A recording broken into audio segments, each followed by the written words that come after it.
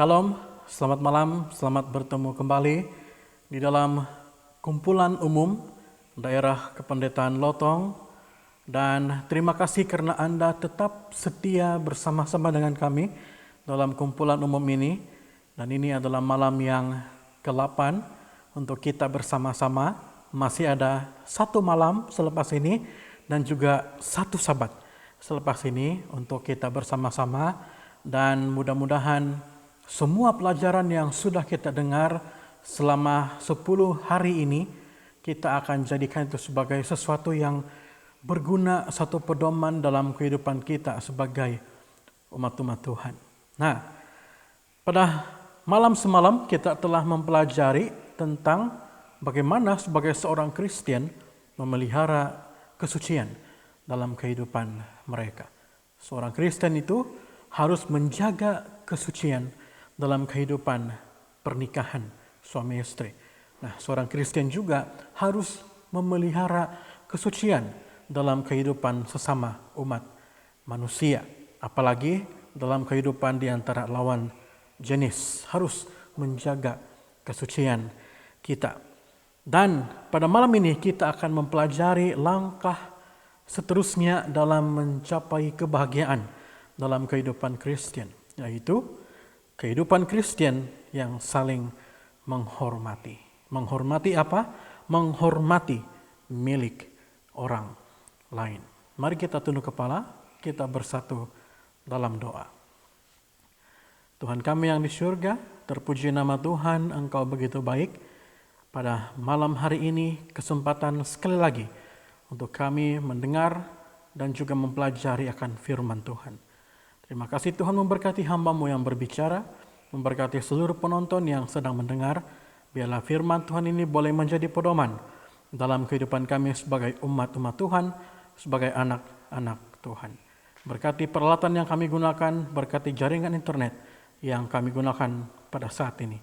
Di dalam nama Yesus kami berdoa, amin.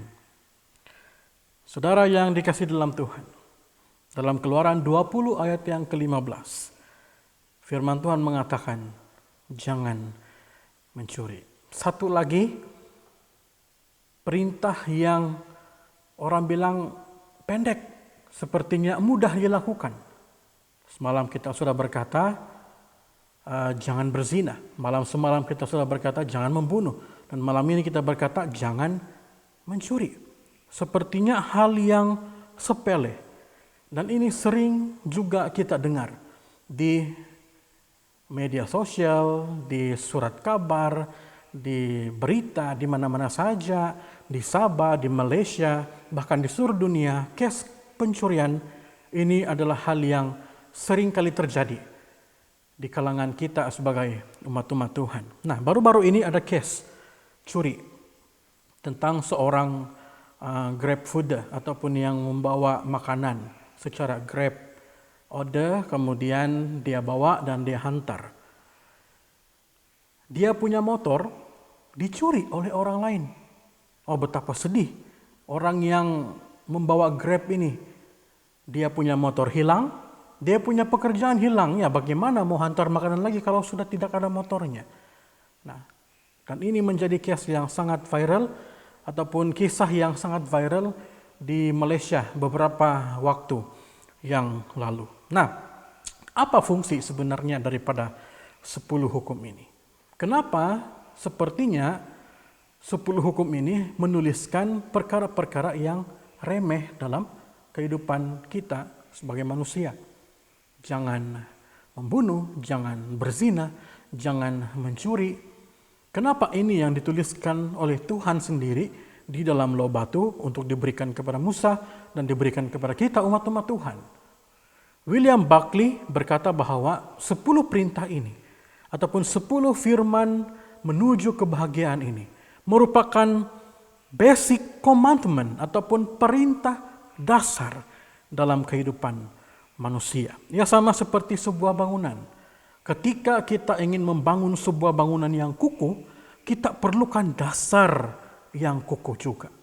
Kita perlukan terlebih dahulu dasar yang kukuh, baru kita boleh membina bangunan yang kukuh. Kalau seandainya satu bagian daripada dasar bangunan itu tidak kukuh, satu ketika bangunan itu akan roboh, runtuh oleh karena dasar yang tidak kukuh. Begitu juga dengan kehidupan kita sebagai umat Tuhan. 10 perintah Tuhan ini adalah dasar dalam menjadikan kehidupan kita sebuah kehidupan yang mulia, sebuah kehidupan yang membahagiakan, sebuah kehidupan yang memuaskan. Ketika satu daripada dasar ini dilanggar oleh kita, itu akan berdampak bukan hanya kepada kehidupan kita, tapi mungkin kepada keluarga kita, mungkin juga kepada orang lain, bahkan mungkin juga kepada seluruh masyarakat. Sebagai contoh case yang tadi. Ketika motornya dicuri oleh orang lain, yang pertama, orang yang memesan makanan tidak akan dapat makanannya. Karena makanan itu tidak akan dapat dihantar lagi. Yang kedua, orang yang menghantar makanan ini, pemilik motor itu yang mangsa sebenarnya, dia tidak dapat menghantar makanan. Dia harus membayar makanan itu yang sepatutnya bukan dia yang beli, bukan dia yang bayar. Dia harus kehilangan motornya, dia harus kehilangan pekerjaannya. Dan orang yang mencuri motor, kalau nanti dia kedapatan dan dia dipenjarakan, dia juga akan terkena dampaknya. Hanya disebabkan satu dasar ini dilanggar, itu akan menjadi dampak ataupun berdampak, memberikan akibat yang fatal kepada banyak orang. Seringkali perintah ini diulang-ulang di dalam firman Tuhan untuk memperingatkan kepada kita umat-umat Tuhan agar jangan pernah melakukan apa yang dilarang oleh Tuhan di dalam 10 perintah ini, termasuklah perintah jangan mencuri ini. Dan kalau kita sudah dengan sengaja ataupun tidak sengaja melakukan kesalahan ataupun melanggar perintah ini, jangan lupa untuk bertobat. Nah, saya ingin memberikan contoh bagaimana ketika kita melanggar dasar jangan mencuri ini, ianya bukan hanya berdampak kepada seseorang, individu, tapi kepada banyak orang juga. Seorang pemimpin negara contohnya, kalau dia hidup sebagai seorang yang tidak amanah, mengambil uang yang sepatutnya disalurkan untuk proyek-proyek kemudahan bagi rakyat ataupun bantuan-bantuan untuk rakyat di bawah jagaannya. Yang pertama, yang akan terkena dampaknya ketika dia mengambil uang itu tanpa amanah, dalam arti kata mencuri uang itu, dia akan terkena hukuman. Dan bukan hanya dia, keluarganya juga akan terkena dampaknya. Hartanya akan diambil semuanya. Dia akan diibaratkan sebagai orang yang muflis. Dan dia akan dapat dipermalukan. Keluarga, bahkan dia sendiri akan dipermalukan oleh semua orang. Dan negara kita akan terkenal dengan orang-orang yang pemimpinnya adalah orang-orang yang memakan uang rakyat. Dan bukan hanya itu saja, rakyat yang sepatutnya menerima kemudahan hasil daripada uang tersebut yang dia curi itu, akhirnya proyek-proyek tergendala. Dan kita tidak dapat menikmati kemudahan itu. Contohnya kemudahan itu adalah untuk membuat jalan raya. Dan oleh karena kita tidak amanah, uang itu kita ambil. Akhirnya proyek tidak siap, yang sengsara tetap rakyat. Dan mungkin itu adalah bantuan-bantuan yang harus diberikan kepada rakyat. Apalagi sekarang ini adalah musim-musim COVID-19. Banyak bantuan-bantuan kerajaan harus disalurkan kepada rakyat. Kalau ada pemimpin yang tidak amanah, bukan hanya mereka yang akan dicaci maki, tapi rakyat yang ada di bawah yang sedang menunggu, yang tidak mendapat juga mendapatkan dampaknya. Hanya karena perintah ini dilanggar, banyak orang akan terkena dampaknya. Bagaimana tanggapan Alkitab mengenai kes curi ini? Keluaran 22 ayat yang pertama. Apabila seseorang mencuri seekor lembu atau seekor domba dan membantainya atau menjualnya, maka ia harus membayar gantinya 5 ekor domba ganti domba itu. Harus membayarnya 5 ekor. 5 kali ganda. Amsal 6 ayat 30-31. Apakah seorang pencuri tidak akan dihina apabila ia mencuri untuk memuaskan nafsunya karena lapar? Dan kalau ia tertangkap, haruslah ia membayar kembali 7 kali lipat. Segenap harta isi rumahnya harus diserahkan. Bayangkan saudaraku, 7 kali lipat daripada apa yang dicurinya. Dan hartanya harus dia serahkan. Apa yang terjadi kalau kita melakukan pencurian manusia dalam hal ataupun dalam arti kata menculik? Banyak orang berkata, oh itu menculik, bukan mencuri. Dua hal yang berbeza. Nah saudaraku, ketika kita menculik seseorang itu bukan milik kita. Seseorang itu adalah milik keluarga ataupun orang lain. Dan bila kita menculik, kita merampas seseorang itu daripada yang sepatutnya memilikinya. Itu adalah mencuri. Apa Alkitab katakan? Keluaran 21 ayat 16. Siapa yang menculik seorang manusia, baik ia telah menjualnya, baik orang itu masih terdapat padanya, ia pasti dihukum mati. Ulangan 24 ayat 7. Apabila seseorang kedapatan sedang menculik orang, salah seorang saudaranya dari antara orang Israel, lalu memperlakukan dia sebagai budak dan menjual dia, maka haruslah penculik itu mati. Demikianlah harus kau hapuskan yang jahat itu dari tengah-tengahmu. Poin di sini adalah kita harus menghapuskan yang jahat dari tengah-tengah kita. Keinginan untuk berbuat jahat, keinginan untuk menguasai milik orang lain harus kita hapuskan. Alkitab sangat memandang serius mengenai hal ini. Hal yang kita anggap remeh, hal yang kita anggap kecil, ini dipandang Alkitab sangat serius. Perintah ke-8 ini melarang tindakan untuk menguasai milik orang lain. Apakah itu bentuknya? Apapun itu bentuknya. Apakah benda yang kecil berupa peniti atau bahkan mencoba mengambil rumah yang besar milik orang lain. Apapun cara, apakah itu menggunakan tipuan yang halus, setengah kasar, dengan kasar, ataupun tindakan kekerasan, secara sembunyi-sembunyi atau terang-terangan, itu semua dilarang untuk kita lakukan. Dan perintah kelapan ini tidak hanya berbicara tentang harta benda, uang ringgit, motorsikal, kereta, rumah, tapi juga apapun milik orang. Jangan kita berusaha untuk menguasainya. Beberapa hal tentang mencuri yang tidak kita sadari, kita boleh melanggarnya. Pertama, kita merampas hak orang lain. Dengan cara apa?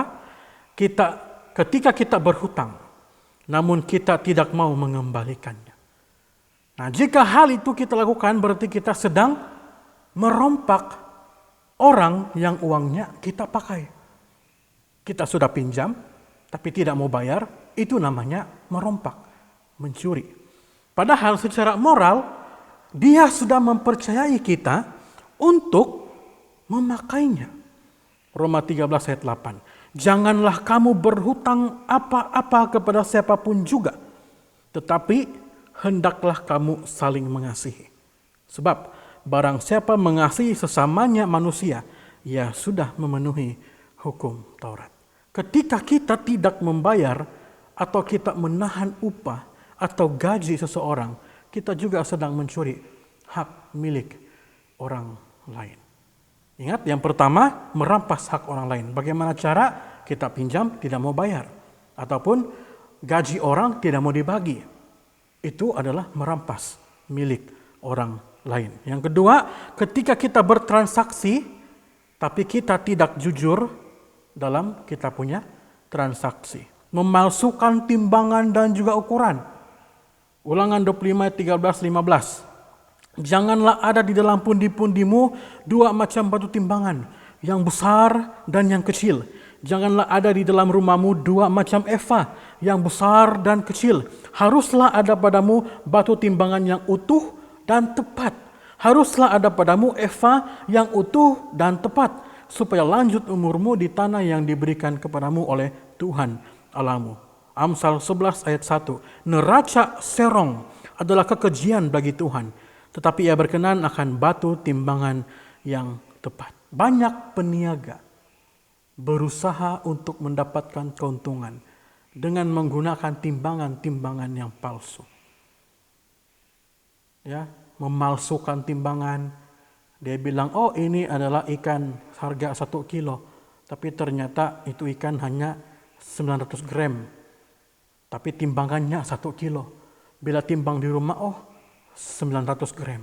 Kita menipu orang lain. Kita sudah mencuri hak milik orang lain. Yang kedua, meninggikan harga barang dan ongkos ataupun perbelanjaan kerja yang melampaui batas dan berkaitan dengan kebutuhan mendesak dari orang lain.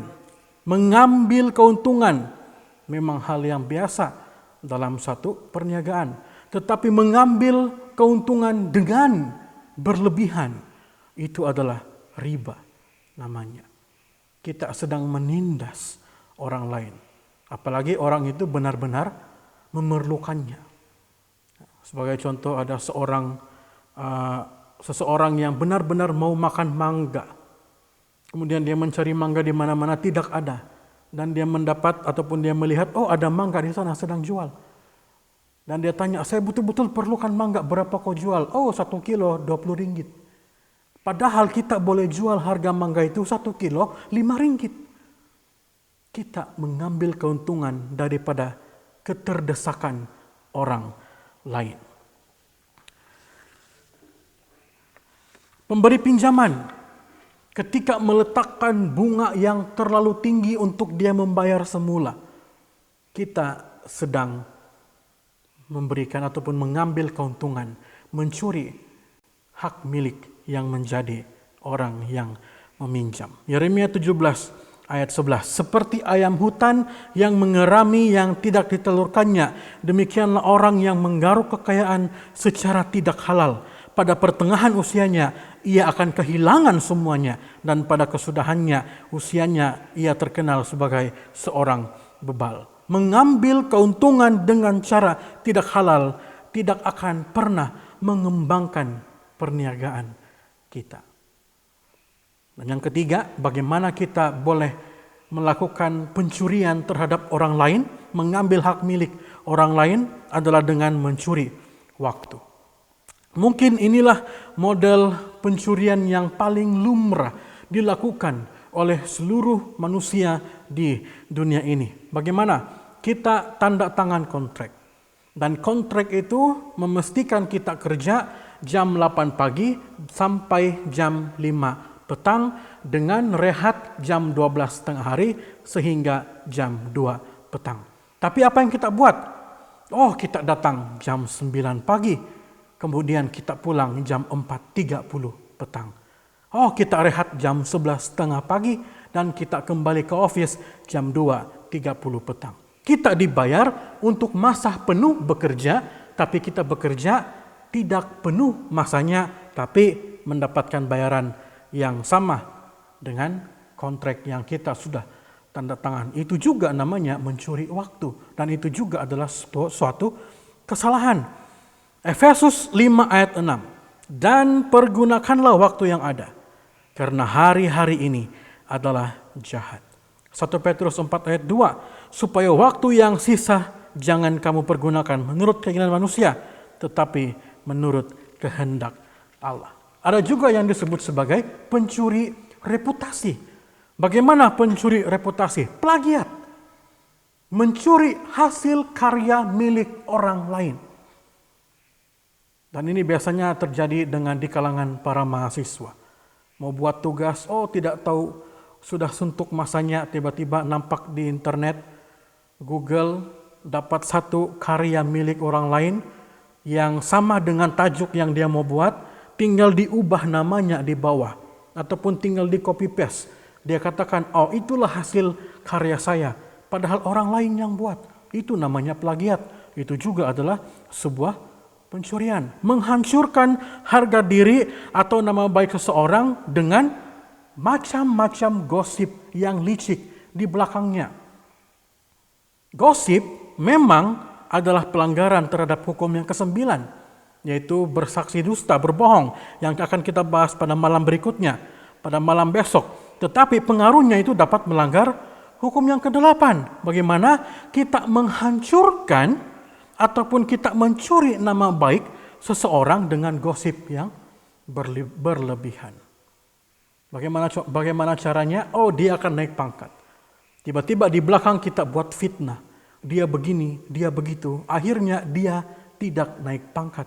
Dia bukan hanya tidak naik pangkat, tapi nama baiknya tercemar. Hanya karena kita memberikan fitnah. Itu namanya mencuri reputasi. Mencuri milik Allah melalui persepuluhan. Maliaki 3 ayat 8. Bolehkah manusia menipu Allah? Namun kamu menipu aku. Tetapi kamu berkata, dengan cara bagaimanakah kami menipu engkau? Mengenai persembahan persepuluhan dan persembahan khusus. Banyak orang yang tidak mengerti dengan maksud persepuluhan. Ya, persembahan adalah pemberian atas dasar rasa syukur kita kepada Tuhan. Tetapi persepuluhan adalah hak Tuhan yang harus kita kembalikan ke rumah perbendaharaan Tuhan, ke gereja. Ketika kita menangguh-nangguh untuk mengembalikan persepuluhan, kita sedang mencuri sedikit demi sedikit harta milik Tuhan. Ketika kita berusaha untuk mencari alasan tidak membayar persepuluhan ataupun mengembalikan yang sepatutnya adalah milik Tuhan, kita sedikit demi sedikit sebenarnya sedang mencuri apa yang sepatutnya menjadi milik Tuhan. Nah, kenapa perintah ini ditempatkan di dalam perintah moral daripada Tuhan? Perintah ini ditempatkan di dalam hukum moralnya untuk menjadi kebahagiaan kita semua. Bukan hanya satu orang, tapi kita semua. Pada saat seseorang mencuri, mereka mengakibatkan orang lain tidak menaruh rasa percaya kepada dirinya. Terjadi jurang karena ketidakjujuran yang telah dibuatnya. Rasa hormat terhadap orang itu hilang. Menjadi hilang. Itu sebabnya perintah jangan mencuri ini adalah syarat mutlak untuk terselenggaranya kehidupan bersama dalam masyarakat. Bagaimana mungkin kita mau hidup bersama kalau seandainya kita itu saling mencuri? Keluarga itu curi ini, keluarga ini curi itu, akhirnya saling marah-memarahi, tidak mempercayai, fitnah-memfitnah, pergaduhan terjadi. Ketika tidak ada yang mencuri milik orang lain dalam kehidupan kita, itulah kehidupan yang bahagia, kehidupan yang aman. Itu sebabnya apapun tugas dan pekerjaan kita, mari kita lakukan dengan benar. Allah menuntut kejujuran dalam soal yang paling kecil dalam urusan kehidupan ini. Allah mengutuk sekecil apapun segala ketidakjujuran dan kecurangan dalam hidup kita. Dalam buku Son and Daughters of God halaman 63, Ellen G. White menuliskan, pada saat kita berhadapan dengan sesama kita dan kita berlaku picik, menipu atau tidak jujur, maka kita akan berhadapan dengan Tuhan.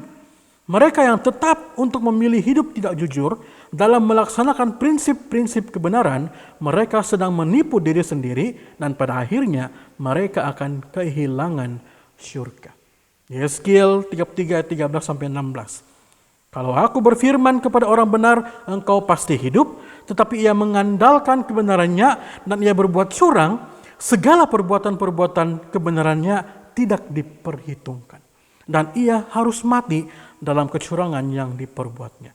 Kalau aku berfirman kepada orang jahat, engkau pasti mati, tetapi ia bertobat dari dosanya, serta melakukan keadilan dan kebenaran, orang jahat itu mengembalikan gadaian orang yang membayar ganti rampasannya menuruti peraturan-peraturan yang memberi hidup, sehingga ia tidak berbuat curang lagi, ia pasti hidup. Ia tidak akan mati. Semua dosa yang diperbuatnya tidak akan diingat-ingat lagi. Ia sudah melakukan keadilan dan kebenaran, maka ia pasti hidup. Itu sebabnya sebagai umat Kristen, sebagai seorang umat Tuhan, kita harus hidup dengan cara menghargai milik orang lain. Jangan oleh karena timbul keinginan untuk menguasai milik orang lain, itu akan membuatkan kita melanggar perintah Tuhan. Perintah yang ke-8 ini, jangan mencuri. Kita harus puas dengan apa yang kita miliki. Jangan merampas apa yang bukan sepatutnya menjadi milik kita. Dan kalau ini dilaksanakan, dihidupkan dalam kehidupan sesama umat Kristen, saling menghargai hak orang lain dengan tidak mengambilnya dengan paksaan ataupun dengan sembunyi-sembunyi ataupun apapun caranya, kita akan hidup dengan harmoni. Kehidupan umat Kristen yang bahagia adalah kehidupan yang menghargai milik orang lain. Selamat malam, Tuhan memberkati kita semua.